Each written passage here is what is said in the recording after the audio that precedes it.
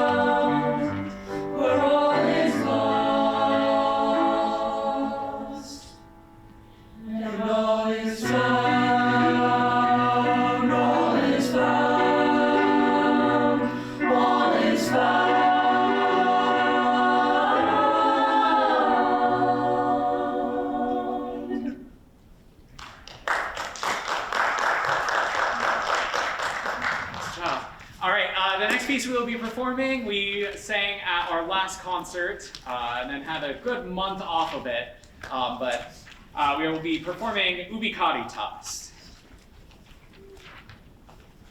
I'm just going to go down here.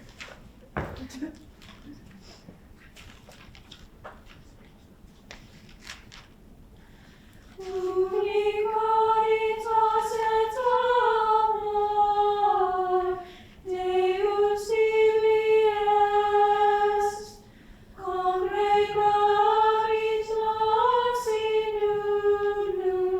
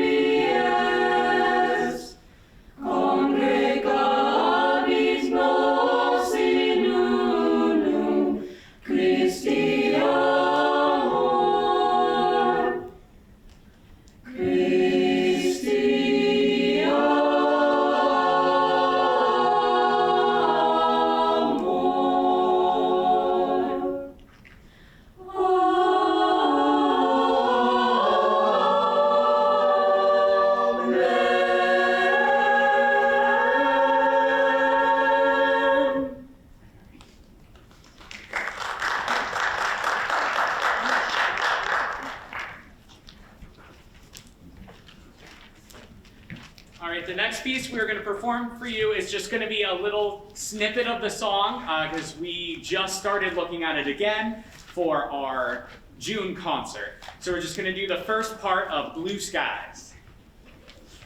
1, 2, 1, 2, ready, and. Blue skies smiling at me, nothing but blue skies do I see. Bluebirds singing a song, nothing but bluebirds all day long. Never saw the sun shining so bright, never saw things going so right. Noticing the days hurrying by, when you're in love, my how they fly. Blue days, all of them gone, nothing but blue skies from now on.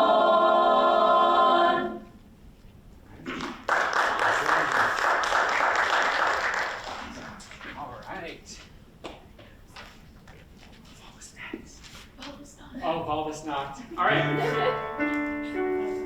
So this piece is by Brahms. It's called Baldesnacht. It's in German, and this was their audition piece for both the District Music Festival and the All-State Music Festival. So they should have it known by now. You guys have it memorized? You don't have to, but yeah, okay. We're good. We're good. You ready? I wish the camera got that so bad. Yeah, why didn't the camera get that? All right. Baldesnacht, du Wunderkühle, die tausendmal Gruß nach dem weiten Weltgewühle. Oh, wie es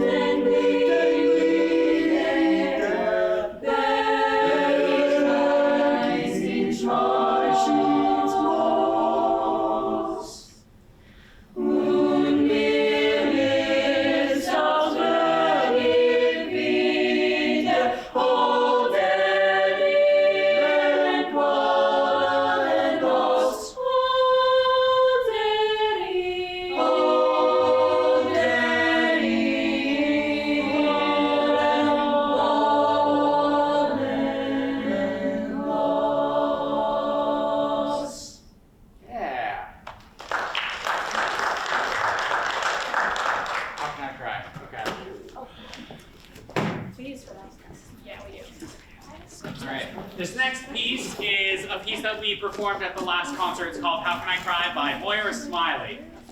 Fun fact, we posted a video of this on Facebook, and I got a like and a comment from someone that I didn't recognize. I wasn't friends with, so I clicked on it, and it was Moira Smiley herself. So she has seen them perform.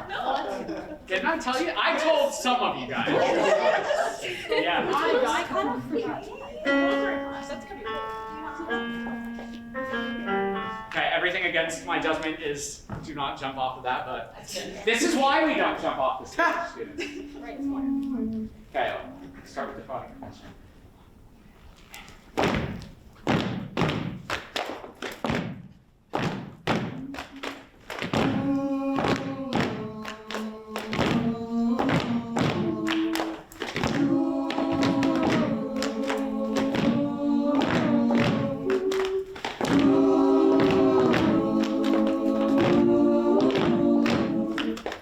Walking slowly, taking in a cloudy day.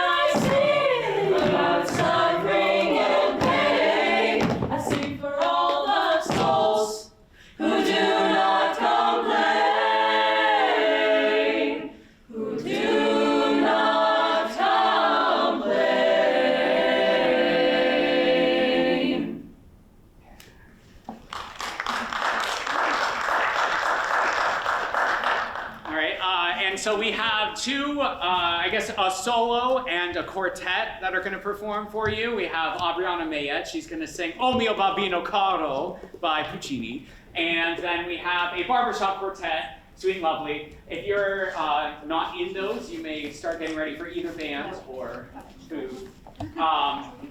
And we'll start with Bree.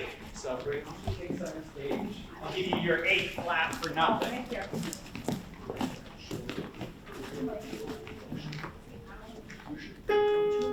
You guys leave and then come back. So I should have specified. O mio bambino caro, mi piace più la mela, andare in punta rossa, a camperano l'ilo, sì, sì, ci voglio andare, e se la m'assendono, attraverso Ponte Vecchio, ma per Milano, mi stracami tu vento, o Deo, vorrei morir. Babbo pietà,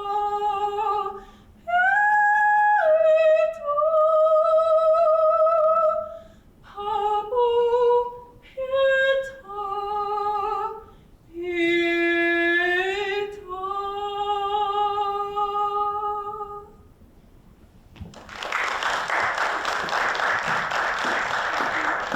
All right, barbershop quartet, come on out.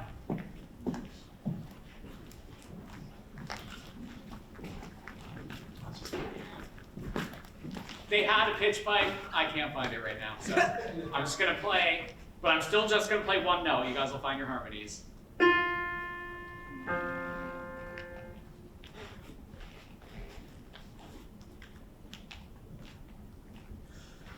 Last night alone, on our way home, you turned and said to me, I love you so, and I want to know, what do you think about me? About me, sweet and lovely, that's what you are to me. Sugar and spice and everything nice, you're all a girl should be. Soon we'll marry, you'll be my blushing bride. I will smile all the while you're by my side, I will smile all the while you're by my side.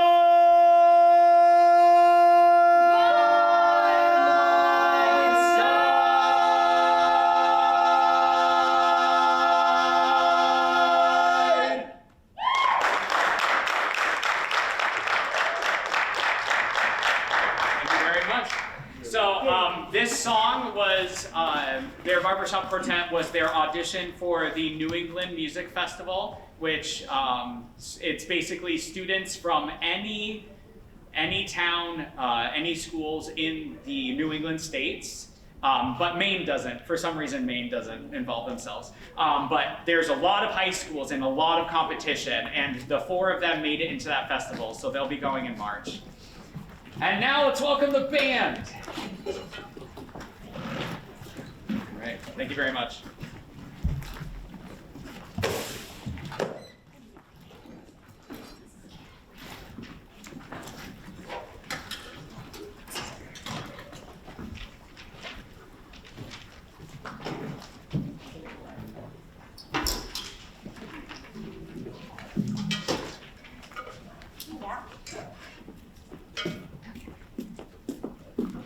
Thank you.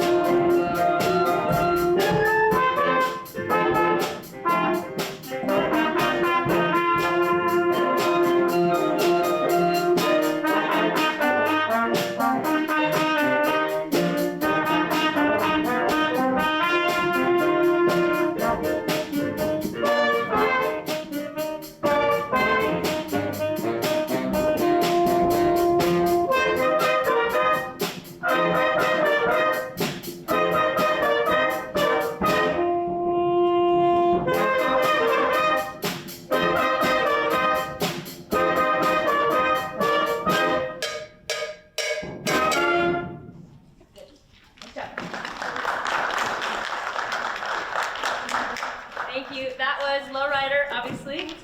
So you're going to hear a couple of songs that we are preparing for our spring concert. So some of the things you're going to hear tonight are a little bit in progress.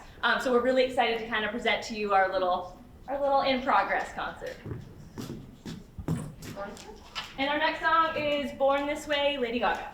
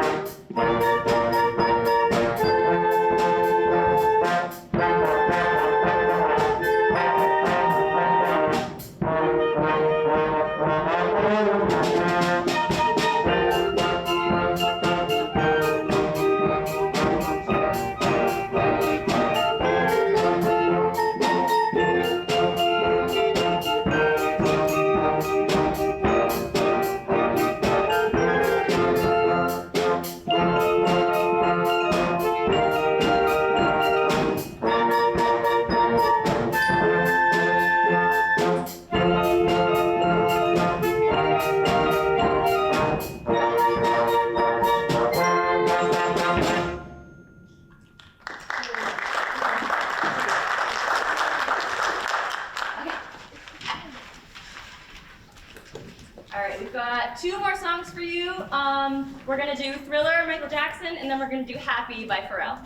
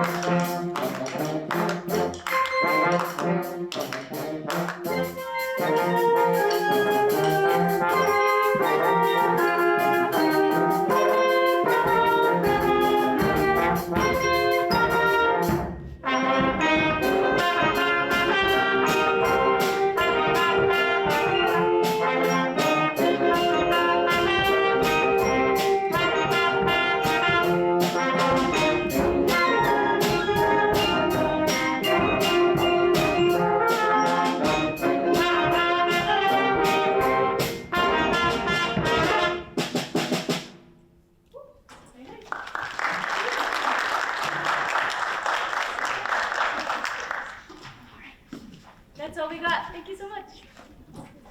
Okay. To start by thanking those of you who are here for attending. I hope that you were all able to grab a copy of our annual report that is on the back table. These reports are hot off the press today and they're heading to mailboxes later this week, correct, Courtney? Yes. I think Courtney Fletcher did a fantastic job of putting this all together. So we are here to do our FY27 budget address for the Enosburg Richford School District. Before we jump into that, I'm going to turn it over to Principal Anthony Fontana for State of the State on the school. Good evening to our families, neighbors, and the FNESU staff and ER school board members here tonight. So I'm Anthony Fontana, and it's my privilege to serve as the principal of Enosburg Falls Middle and High School. The 2025-26 school year has been a dynamic transition for us. Alongside my assistant principal, Justin Schwenk, and the behavior systems coordinator, Tim Stanley, our new administrative team has been working tirelessly with our faculty and staff to strengthen the foundation of this 6 through 12 school.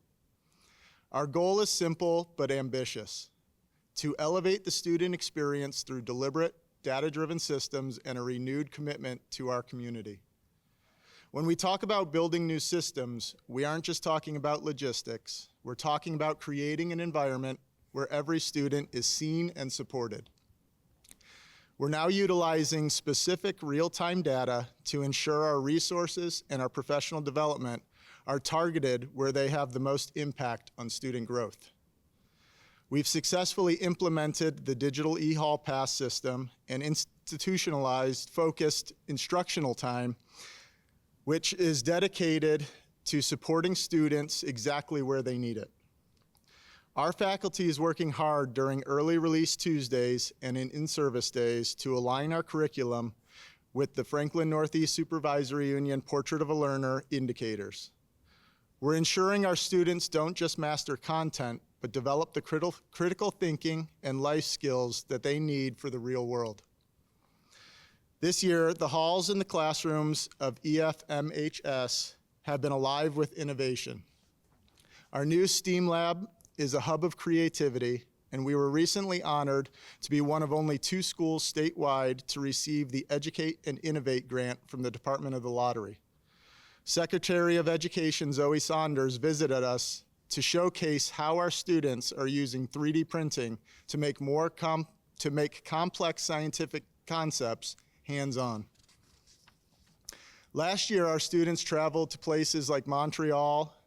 At the Holocaust Museum, they explored Normandy and London during the 2025 cultural tour.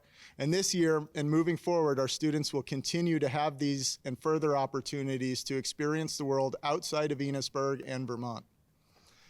From our middle schoolers winning the Vermont Vocabulary Bowl to our theater program's production of Once Upon a Mattress, our students are excelling across all disciplines.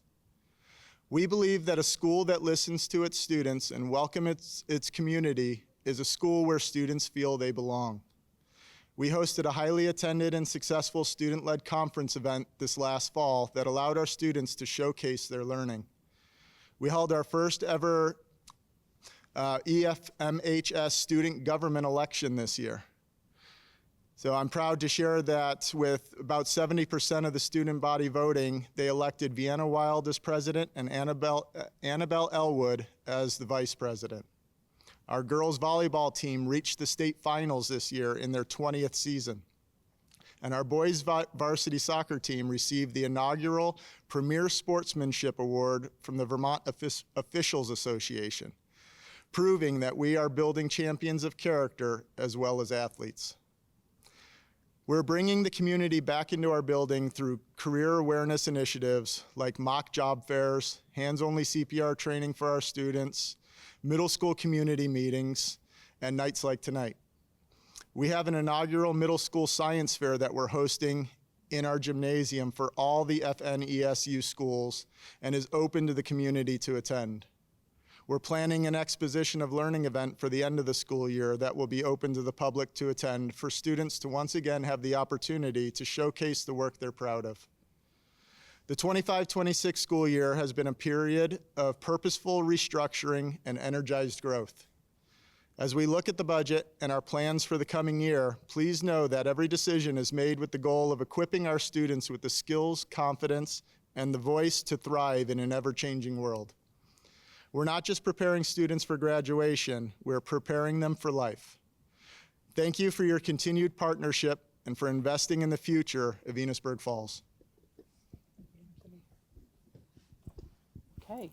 At this time, we're going to jump into our slideshow. So I would like to start out by recognizing some of the things that we're really proud of. And this is a page right out of our annual report. So if you wanted to look at it for yourself, it's the celebrations page.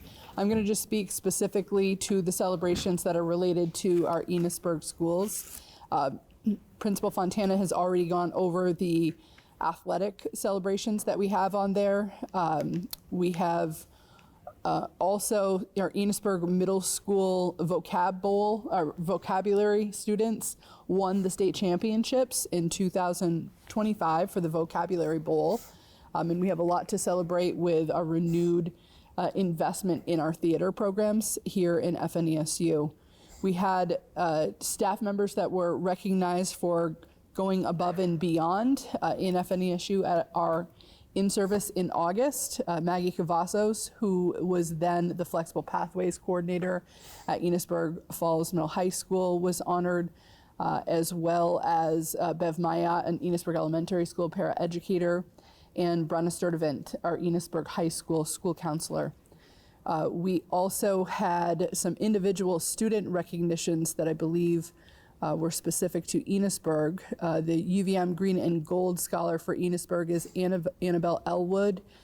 Miley Decker won a snowboarding state championship. We also have, my screen is a little cut off. Brody Wells, who was the 2025 track and field champion in the 200 meter, and he took second place in the 100 meter. So we have a lot to celebrate with our students and with our staff. We will jump right into some academic proficiency data. So the data that we have a lot of ways that we measure the success of our students. One way that the state relies heavily on is how students do in the VT-CAP assessment. So that is the standardized assessment that all students take around Vermont. So this is data that we're presenting that shows how FNESU in blue is doing compared to the average in Vermont. So we are seeing that in many of the categories we are approaching, we're growing, and we're getting closer to what that statewide average is. We do have some years in the middle where we don't really love the distance between where we are and where the state is, and that's something that we're working really hard on. Some of the things that we have done to work on this within the district is our leaders and our teachers are really digging into meeting the individual needs of the complex needs of our learners. We're in year 2 of new literacy programs across our supervisory union that have all been fully aligned with the science of reading. We've strengthened the systems that support our struggling learners, and we're providing more targeted professional learning for our educators, really focusing in on using data in order to support growth in each of our students. I will shift now to the math assessment data. The gap is much closer on that assessment data. We've invested deeply in professional learning for our math teachers. We've updated our math curriculum to the most current editions in K through 5, and we've transitioned to a new math program within the last few years in our middle school. We're proud of how our 3rd graders performed on the VT-CAP math assessment, outperforming the statewide average by 9 percentage points. And you can see the gap between where FNESU is and where the statewide average is closing. So we still have work to do, but we are proud of the progress that we are making with our students. I have a little size issue on my screen that I'm contending with. Okay. So this is some data around our supervisory union that's specific to the Enosburg-Richford district. So you can see that we operate 2 pre-K through 5 elementary schools. The red reflects our Richford schools, the green reflects our Enosburg schools. We also have 2 6 through 12 middle high schools, and we have a CTE center that also reflects the students who are attending from both of those sending schools.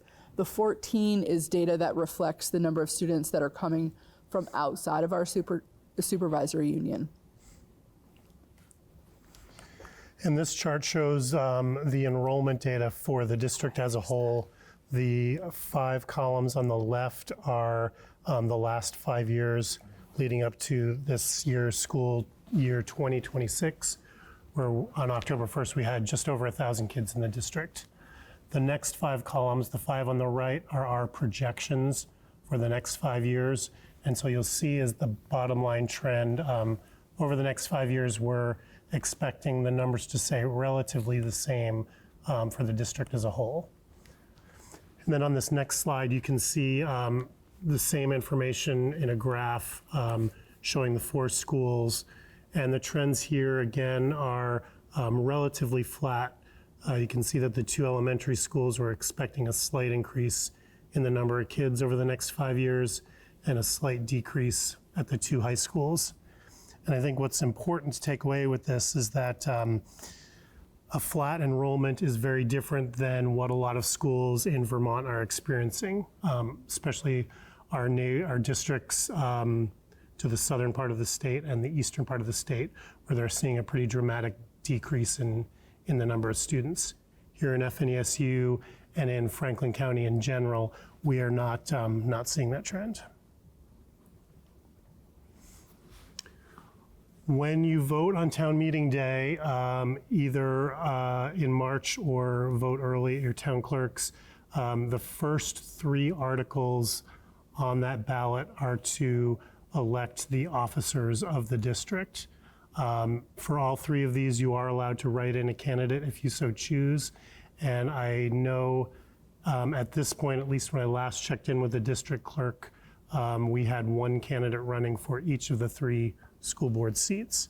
That may change if somebody had gotten a petition in after I looked, but generally these are not highly sought after seats, and we're very thankful to the people who step up and run. The next article, Article 4, is really the main article for town meeting day. It's the one where we are asking for approval of the budget. For the Enosburg-Richford district, the budget number is just over 25 million.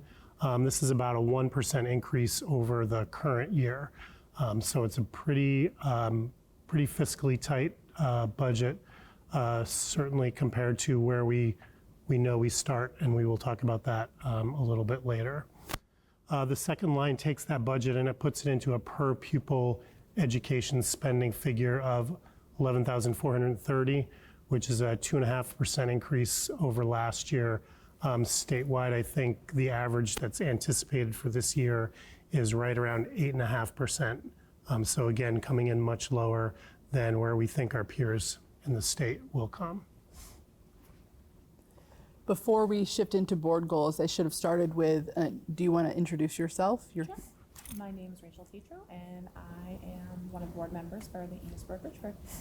So the board members are taking turns with these budget meetings. So tonight is Rachel's night. We're really glad that you are here to join us. So these board goals you might be familiar with. These are the same board goals that we have been working towards over the past 5 years. So these goals were set in 2022, and we continue to be working to make progress towards these goals. So they're really centered on improving academic outcomes for all students across all of our schools. They're also really centered on ensuring that when students leave us, that they have the skills they need to thrive in college, career, and in life, and ensuring that our students have the social and emotional skills they need to be self-aware, adaptable, empathetic, collaborative, and to have purpose as they move out into life and to the workforce. So I will admit, I was a child that was raised in the 70s. I know that's aging me a bit, but school looked pretty different in the 70s than it does now. And part of that is because of what we were being prepared to do. So in the 1970s, the top 10 skills that employers might have been looking for in employees were these. So you can see that they're really heavily focused on the specific content that they wanted their workers to come into the profession with a high emphasis on reading, writing, mathematics, speaking, and listening.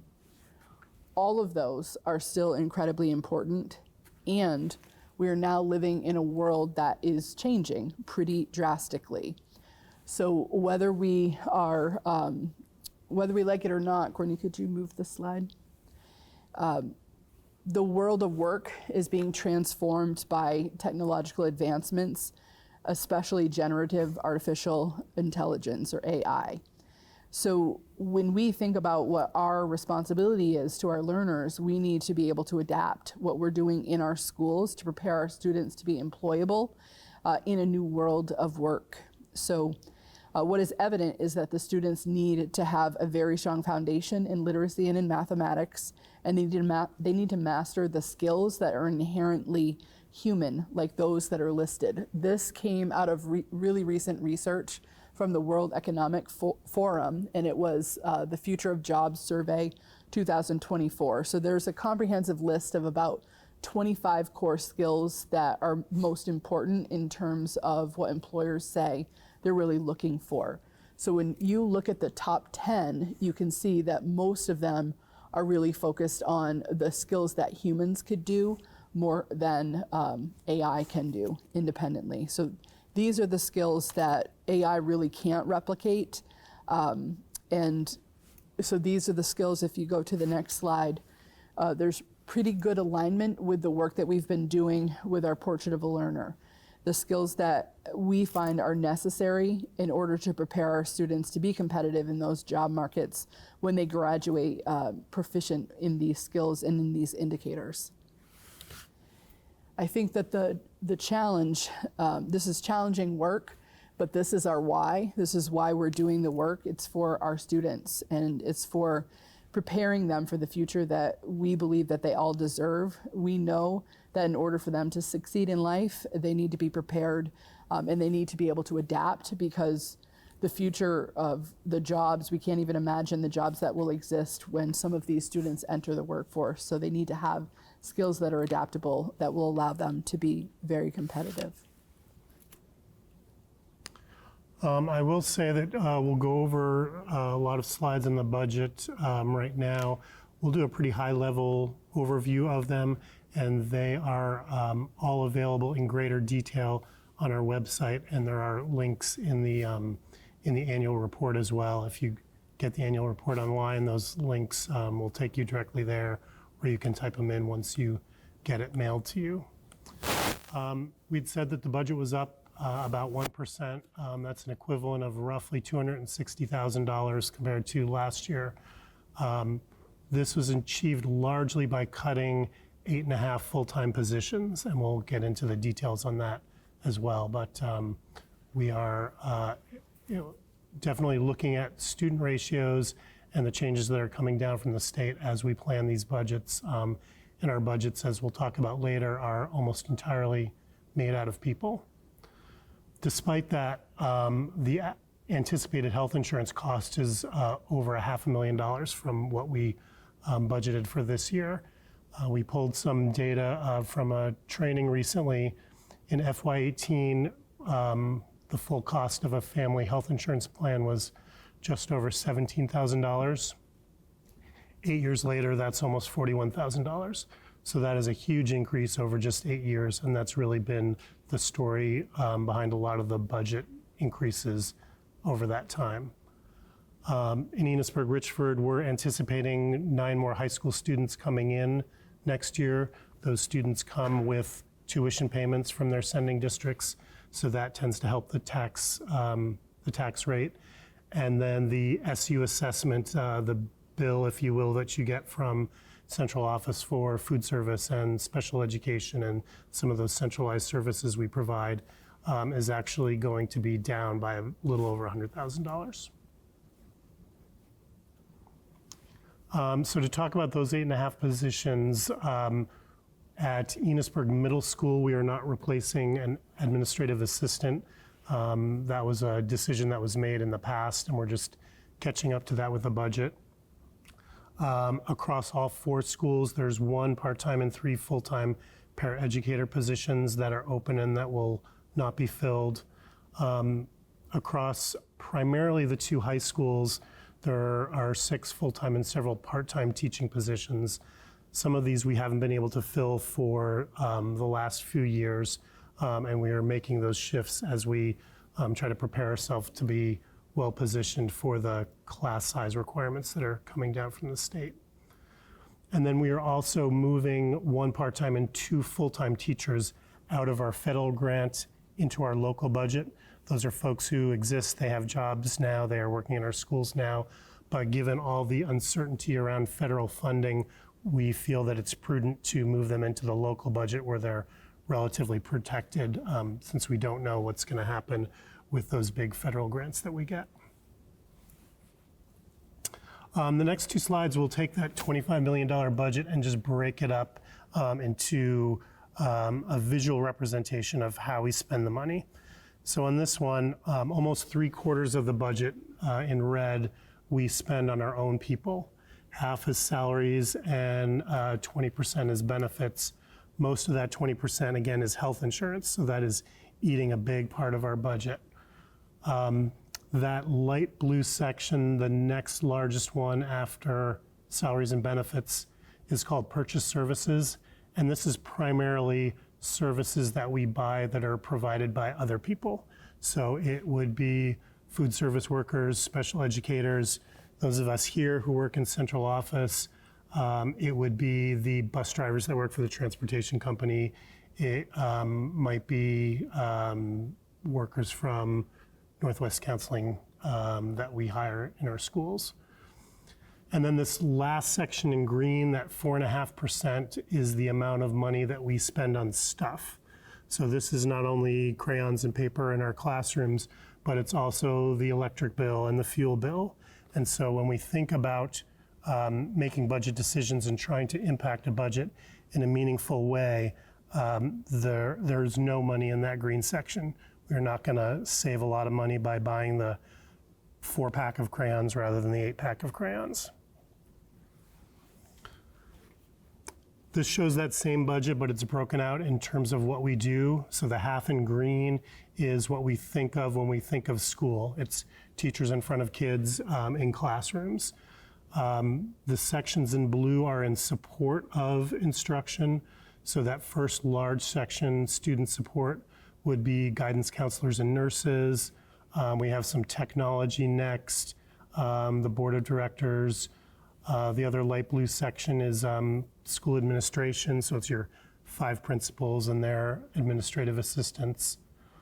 Central services, that 10% in a slightly darker blue is what you get from central office. So that would be, again, our services, special educators, food service.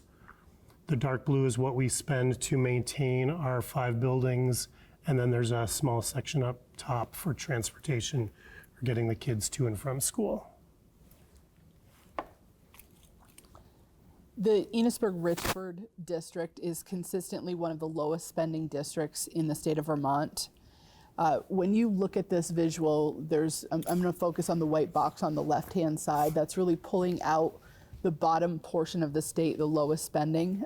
So where we are right now in this current year, we have Enosburg and Richford at the bottom, and then the second blue line is our other district, the Northern Mountain Valley. So you can see if you look on the right-hand side at the total list of all of the lines indicate a different district in the state of Vermont. We are well below the Franklin County average in per pupil weighted spending. And we're way below the statewide average. So Morgan has had the ability to be able to look at where other people's budgets are landing in the state. And we are actually expecting that we will drop even lower. So we will be either the lowest or the second lowest operating district in the state of Vermont. And I say operating district because the last 5 lines on the visual represent schools that don't actually, or districts that don't actually operate schools. So they tuition all of their students out. So we have lost ground in terms of what we're spending per pupil.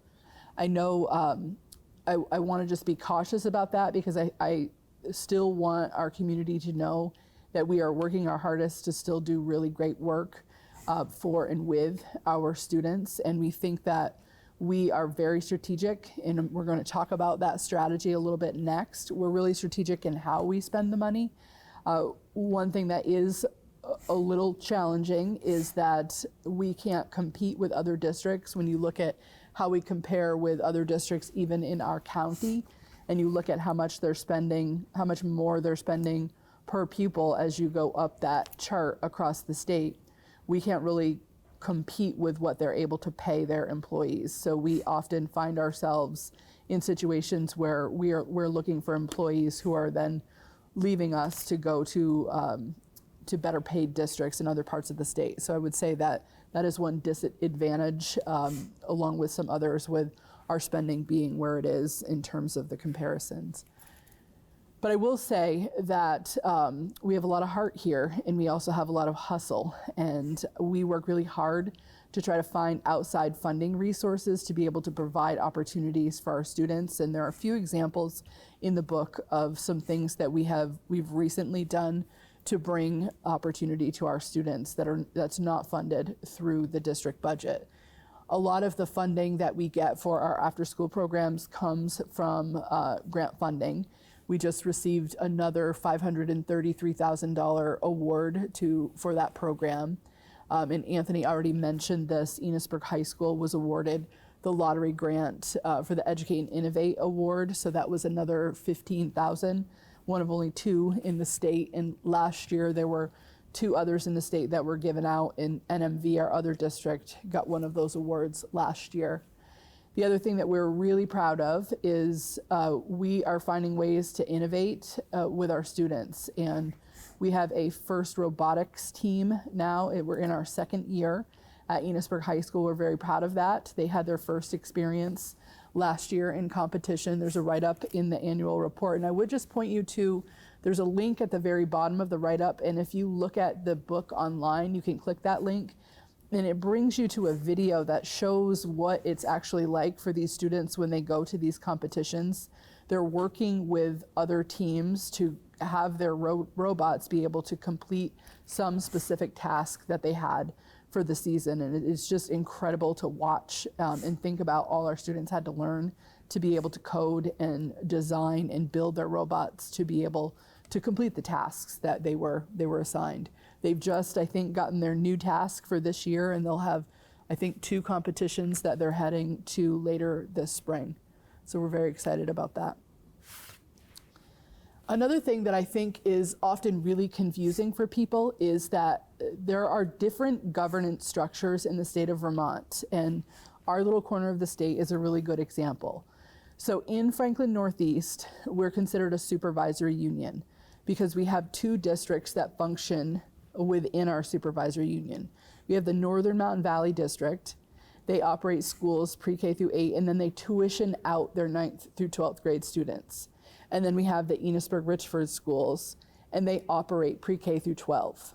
So we have to be a supervisory union because during Act 46, during the mergers that happened during Act 46, the communities in the Northern Mountain Valley did not want to give up school choice. So that kept us in this different governance structure. Our neighbors down the road at Missisquoi Valley, they operate schools pre-K through 12, so all of their students go to their one high school. So they are considered a supervisory district. So there's something that I think is important to just point out here. The supervisory union structure is more complex. We have 3 boards that we run. So we have 3 employers that we are operating within the system. We have 3 budgets, we have 3 audits. There are some other things that make it a little more challenging, but it makes us have to really think about how we strategize in terms of how we're going to use the money that we have across the system. It's a little simpler in Missisquoi Valley. They have 1 board, and all of their employees are all of their employees. So they can use both their physical and human resources really flexibly and deploy based on where the need is. So at FNESU, we have gotten very strategic over the course of the last half dozen years, and we have tried to work around the complexity of being a supervisory union by holding more of those contracts at the supervisory union level so that we can really use data to deploy out those resources. I will give you an example. We have emerging, if you could go to the next slide, Courtney. Thank you. So if you could imagine, we have emerging multilingual learners, and sometimes those students are in, we might have 8 in one school, in one district, and maybe we have 20 in another district. So if we left those positions up to the districts, they would have a contract. One person would have a contract with Northern Mountain Valley, another would have a contract with Enosburg Richford. If there were student moves that happened during the year, we wouldn't have the flexibility to adjust that staffing because they're 2 different employers.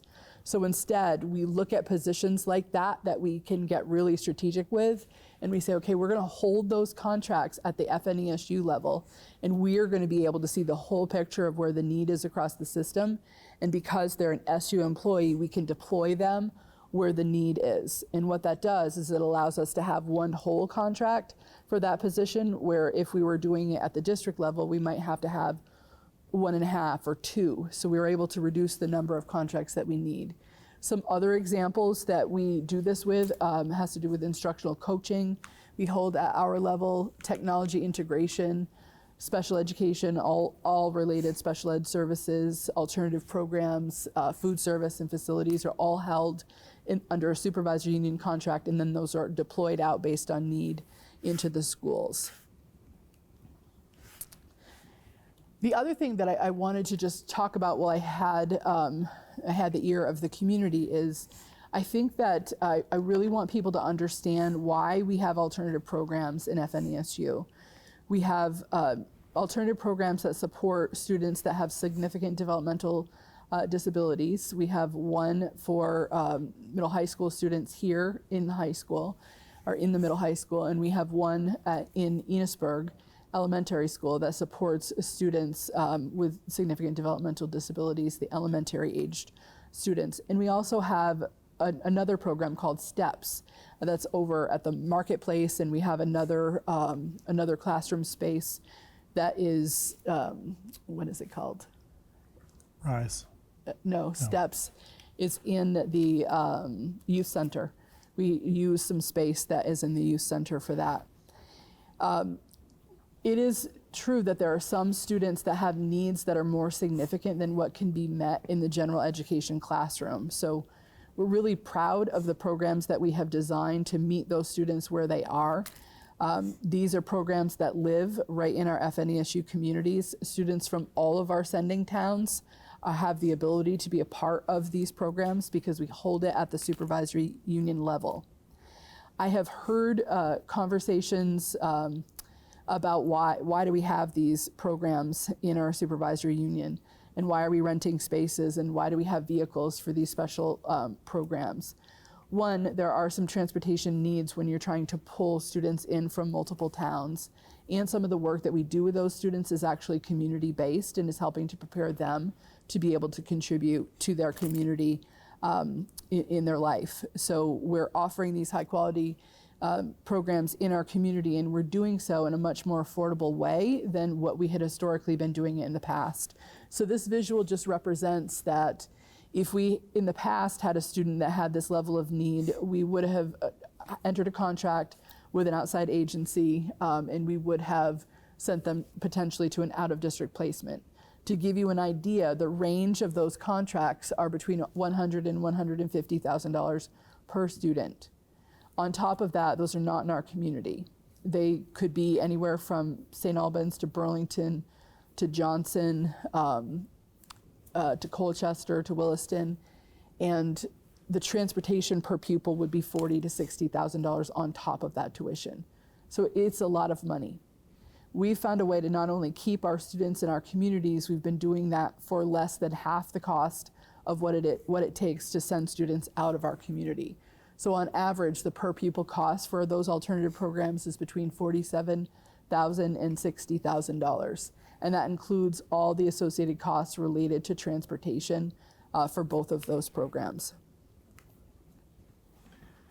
And so now we'll walk you through quickly about how we go from the budget amount to a tax rate.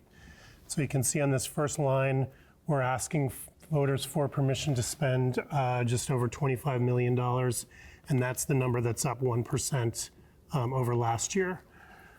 We take that and we know that we're going to get around $6 million in grants at the tech center and tuition payments from other districts. So we can back that out. We can back out $336,000 money that we ended up in the bank at the end of last school year. So that goes back to the voters. The difference between all that is $18.8 million, and that's what the state calls education spending. And that is essentially the bill that we will send to the state and say, this is how much money we need directly from you to run our schools for the next year. We take that figure and we divide it by what's called the long-term weighted average daily membership, which is a count of our students. It's a 2-year average, and it gives us extra weight for students that the state has determined cost more to educate. So we get a bump up for students who are living in poverty or students who are not hearing English spoken at home. And this is a calculation that the state gives us, and they do it for all the districts across Vermont. Taking the education spending, dividing it by the number of pupils, we get that $11,430 education per spending figure. That's the number that'll appear on the ballot, and that again is the number that we use to compare ourselves and our spending to the other districts in Vermont. To go from that figure to a tax rate, it's divided by what's called the dollar yield, which is a number that the legislature will set in probably June of this year. And it's a number that they calculate to make sure that they will raise enough money with the homestead and non-homestead taxes to pay for all of that education spending that voters have approved.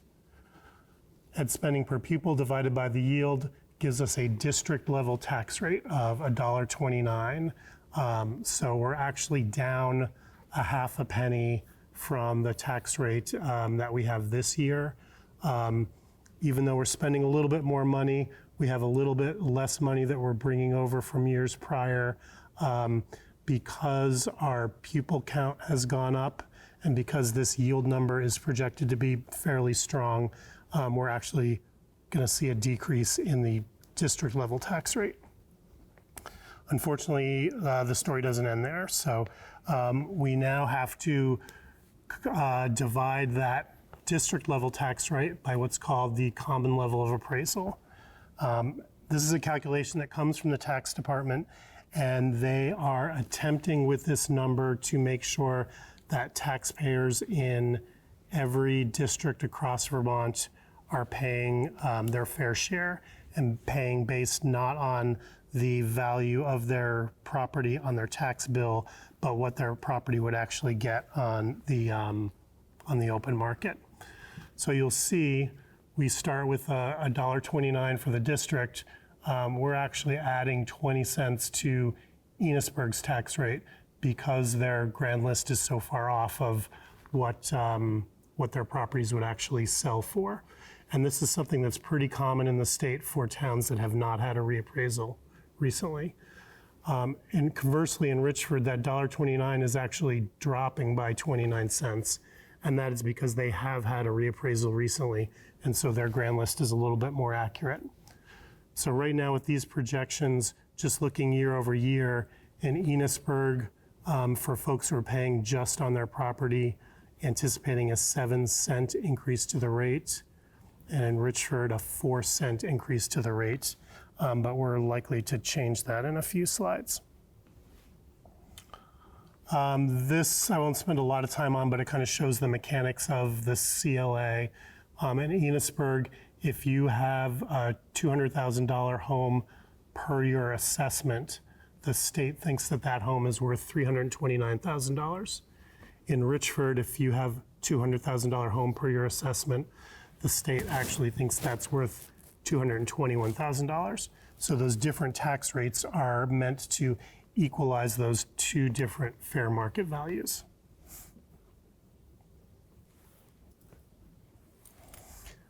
This is a graph that just shows the history of the tax rates for both districts since merger.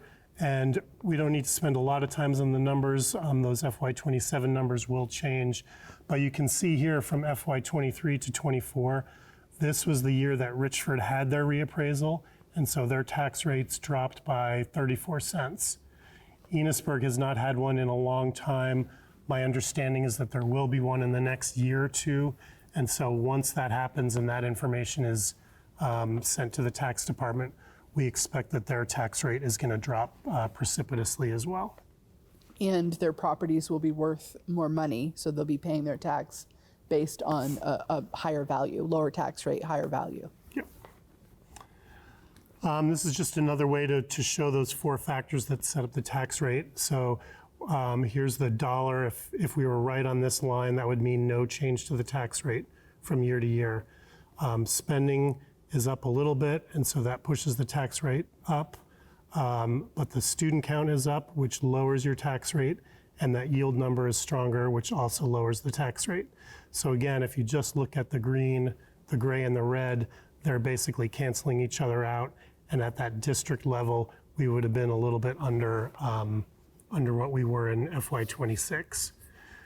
The blue, the CLA, changes that for both towns, more so for Enosburg than Richford, but both towns are seeing a tax increase primarily due to that.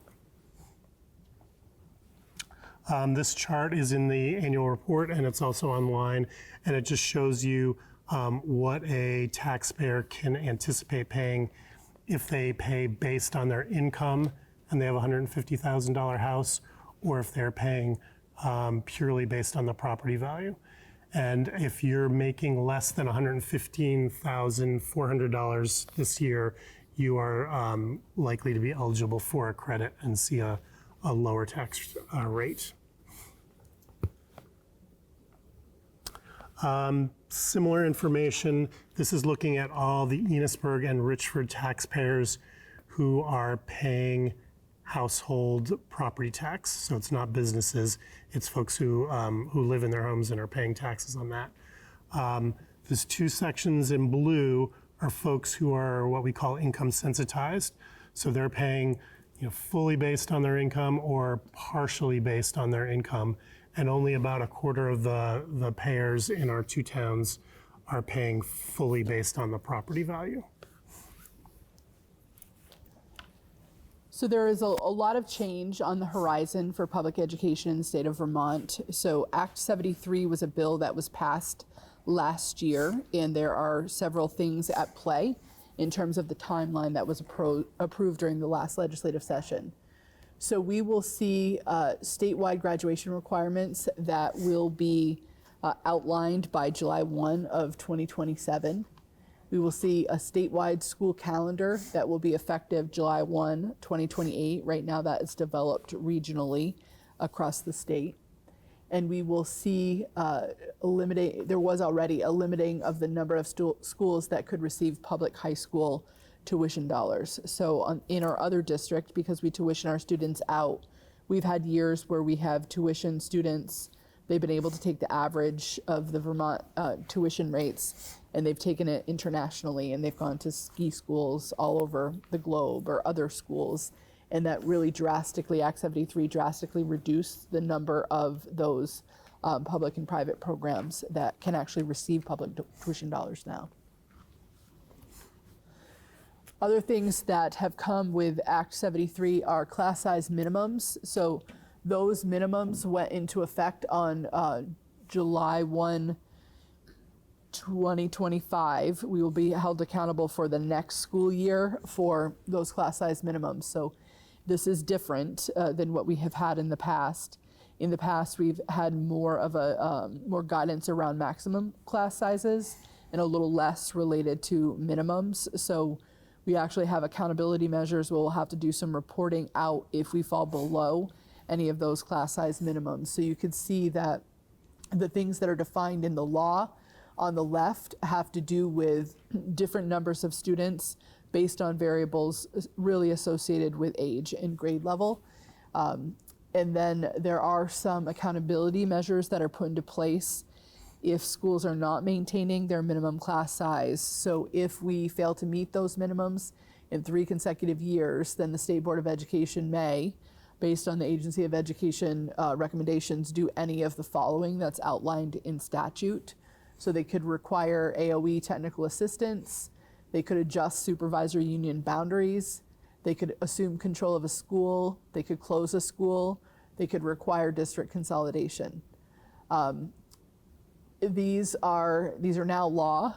Even if we don't form new districts, we still have to comply with these minimum class size expectations.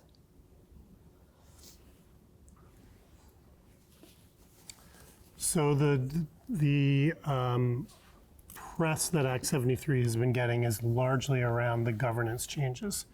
So in theory, when the legislature leaves at the end of the spring or early summer, they will have created larger school districts, the map that everyone is talking about, that would be put into place on July 1, 2028. These districts are meant to consolidate boards and superintendent offices, and they are not yet touching schools or school size, but most people think that this is a first step towards changing the number of schools we have in the state. There was a task force that was created to submit 3 maps to the legislature, so they had a starting point. They chose not to submit any maps, and so the legislature is kind of scrambling right now to figure out where they want to start the process. If they do pass those maps, they will also be passing voting wards for those larger districts. If you imagine a district that was all of Franklin County or half of Franklin County, they would really need to go in there and figure out who's going to represent the voters, and probably in our area combine towns in places that are bigger cities where they were going to draw the lines for wards. Those school boards would be elected in November of 2027, and they would be responsible for running schools on July 1, 2028.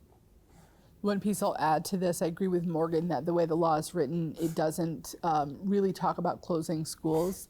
However, if you think about what I just shared with you around minimum class size, there are other components of the law that will be very challenging for some of Vermont's smallest schools to be able to comply with. There are also, there's language in there that says that you can't combine, if you're doing multi-age classrooms, you can't combine more than 2 levels together. So some of the smallest schools in the state might have a 1, 2, 3 classroom. They won't be able to do that under this law. So that what they're saying is best practice is only 2. And if they have, they can't meet those expectations, then that we could be seeing, even without merger, we could be seeing some changes in the number of schools that are operating in the state. There are also some pretty significant funding changes that come along with Act 73. So the current system that we have in Vermont is the board proposes a budget and they can propose whatever number they want. The voters approve the budget and the voters can approve whatever they want. And once that's done, the state is required to send that money to the district. So that's that education spending figure. Under the proposed formula on Act 73, it switches to an educational opportunity payment, and this is similar to 48 other states in the nation.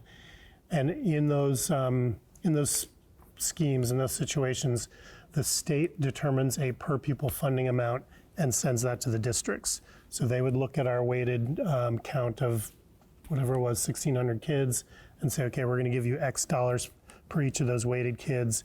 That's your budget. If you're willing to live within that dollar amount, you do not need to go to the voters for approval of that budget.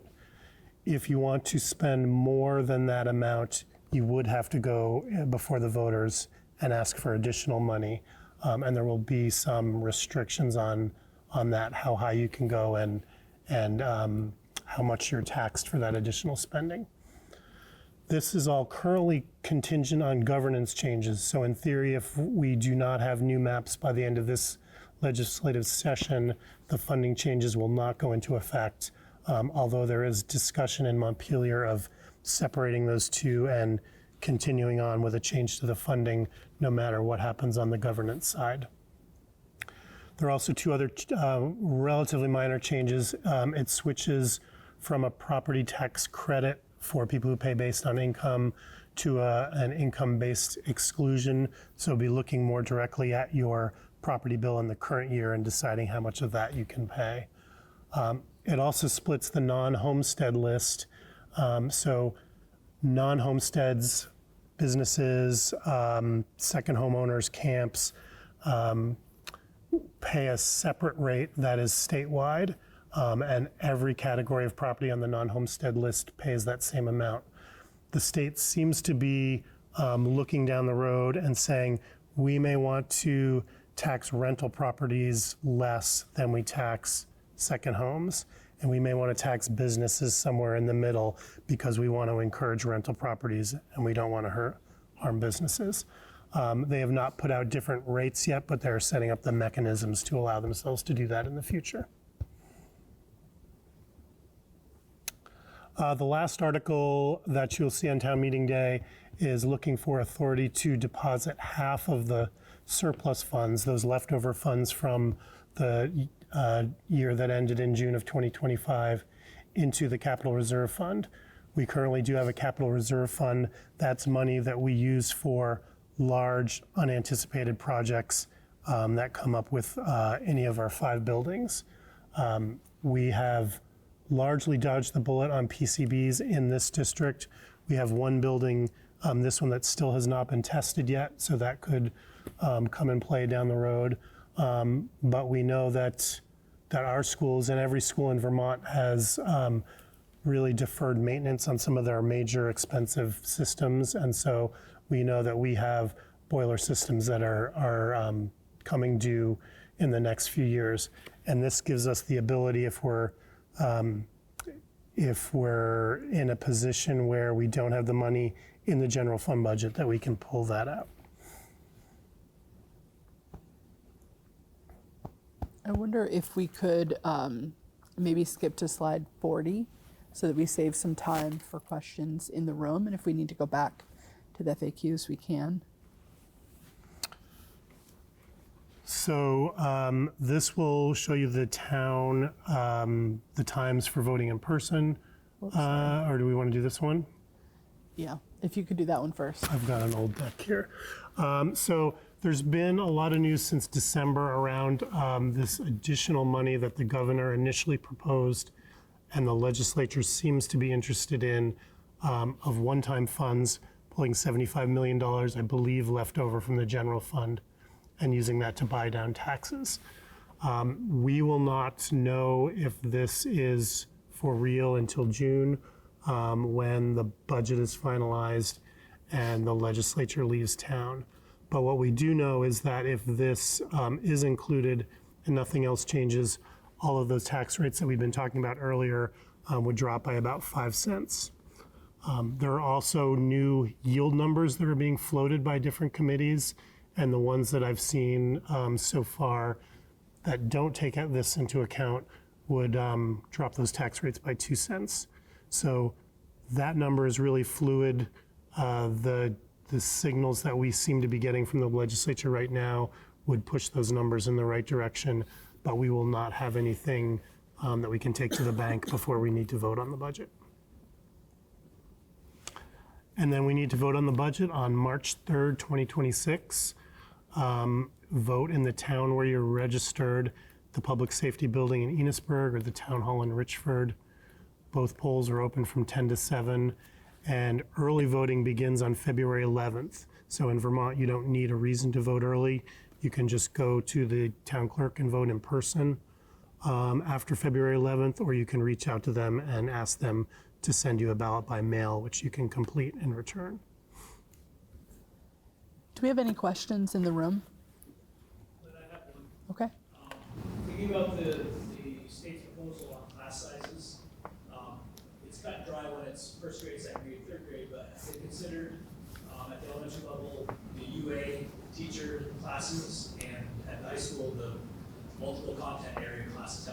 Is there a formula for teacher ratio or class sizes in those regards? So right now, the agency is in a mode of giving a lot of guidance. I have a stack that I haven't read yet that it's probably about that high on my desk, and some of it is associated with these things. I don't know if the class size update is in that or if it's coming this week, but we've been flooded a little bit with documents that are intended to provide more information for all of this. We were told by Secretary Sanders last week that there'll be greater clarity on that. What I know is there's some flexibility at the high school level for courses like an AP course. You still might be able to run the AP course without meeting the 18, but it's not clear to me how low you could go with that. And I do think there are some differences for electives, but again, some of those pieces are not yet very clear. Classes that have specialized equipment. Yes. Is one of the rules as well. So they don't expect you to be able to have 18 students for the specialized equipment if you only have enough specialized equipment to run a class for a certain amount of students. Is Eli in the room? You're able to do that. I know he was, but he also has saws and things like that. It's taking into account some of those things, and the CTE programs, things like that are smaller. Driver's ed is accepted driver's ed as is well. accepted. It seems the focus seems to be on core classes, but we've only seen what's in statute so far. We haven't really seen what the agency's going to do with that. You all know it's very easy to put up a slide with that dry number, full number, but I mean, there's so many factors. Right.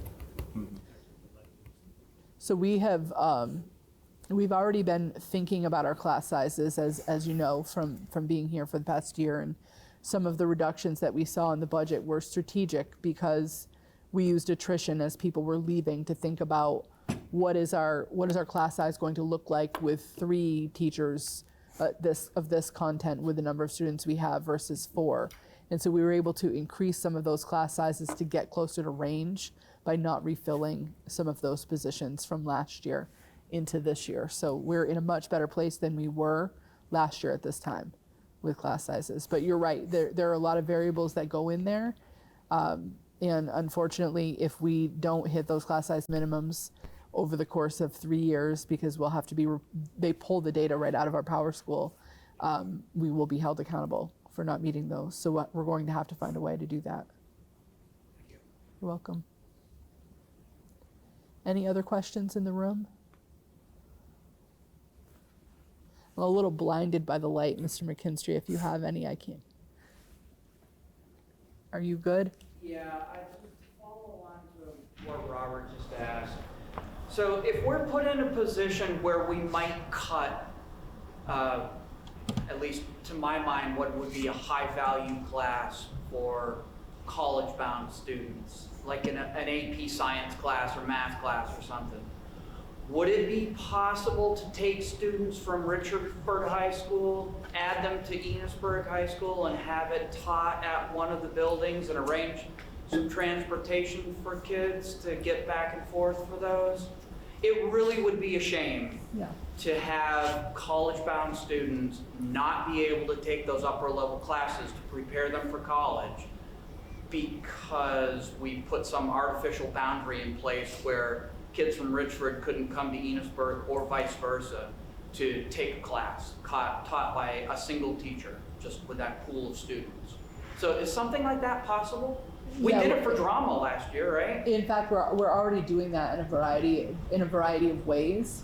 So we have lots of ways that students can take classes, as you know from having students in the high school. So students can take classes physically in person. We have students that take classes virtually, so they can do it through something that's called courseware. We also, because we're one district, this is one of those flexibilities that we have, so students can go between these 2 high schools. We've also been able to think about our human resources differently. So there have been times, we did this with math a couple of years ago, where we had a teacher who was teaching a couple of AP math classes here and then would drive over to Richford and teach a couple of AP math classes. We've been trying to navigate, is there a way for us to do a hybrid where we have world languages that are being taught that way this year, where we have a French teacher, Richford did not, but Richford has a Spanish teacher and we did not. So we are able to share those resources across the schools. Right now it's the teacher traveling. The traveling with the kids adds another layer of complexity because they lose time for some of those classes while they're on the road. But our principals and our teachers are are working hard to find ways that we can navigate this. And I think with the technology that we have available to us now, it's so much different than it was in the past. We are going to have to be more and more creative to be able to do those things, because we also don't want to see anything happen to those classes. And we do, in your example, have more flexibility for some of those courses. Okay, thank you. You're welcome.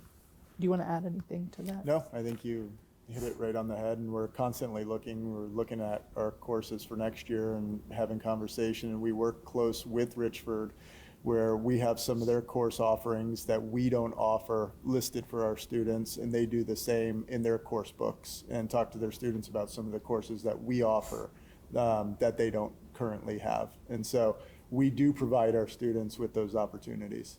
Okay, yeah, that's a good, so those things will be available in the course catalog in PowerSchool? Yeah. Okay, Yes. great. Any other questions? Was there anything in the FAQ that you wanted to go back to, or do you feel like you covered it? Well, I don't think so. Okay. I think we're good. Anything from your vantage point, Rachel? No?